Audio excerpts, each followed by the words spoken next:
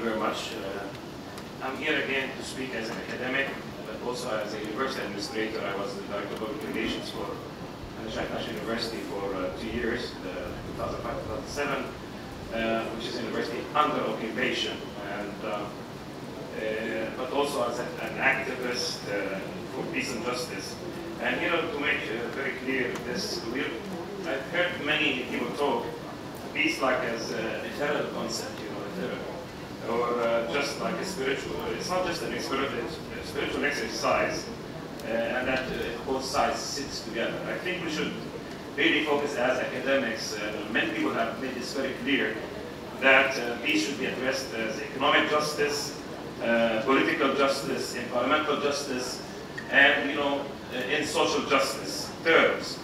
Peace means nobody is hungry. Peace means nobody is being oppressed because of race, religion, ethnicity, or gender.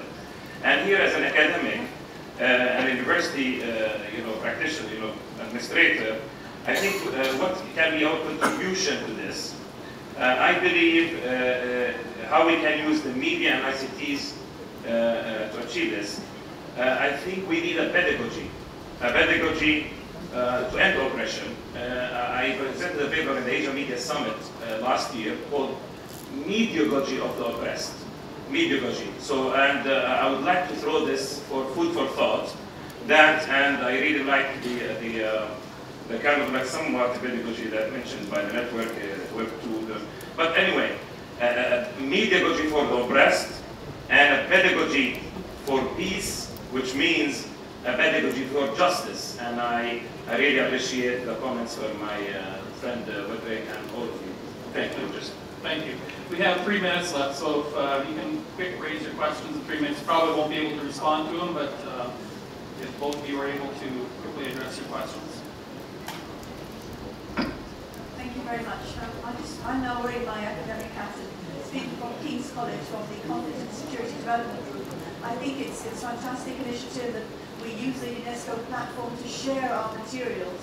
And we, as a university, have a lot of information and work done in Africa, specifically in Kenya. In Nairobi, we've now created the institution for post-conflict resolution to work with governments on what to do afterwards. And then most importantly, how to prepare in the local context of the regions. I think the issue that was raised by the questions in the earlier session actually show that we need to have a better understanding.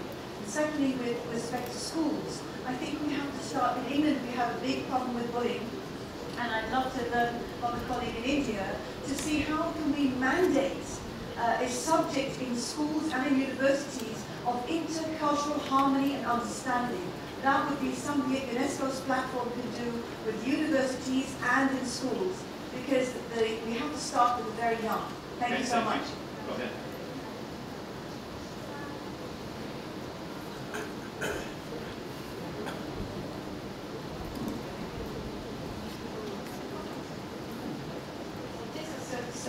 Question because I'm from students, and some of students they don't have access to ICT, especially the poor.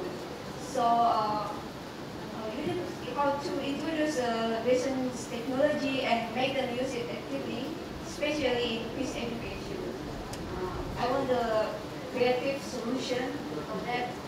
The easy way we can give them tools, but I know that university cannot do that. Okay. I'm aware that there is a lot more interest here. I think what I'd like to suggest is there's another session this afternoon that will be talking again about universities, and I'd encourage those of you who have interest in that to come where we can get into more depth in terms of what this might mean, universities and schools. So I don't want to cut you off, but I know we need to maintain good faith here with our organizers in terms of the timelines and lunch and so forth. So I'd like to encourage you to come to that event, and that's where the real detail rubber meets the road, and where I think we can put some practical steps to these very interesting comments and perspectives that you've heard shared by the panel and that have come from the floor. So I'd like to thank everybody for your participation. And David, what happens now? This lunch? So thank you very much.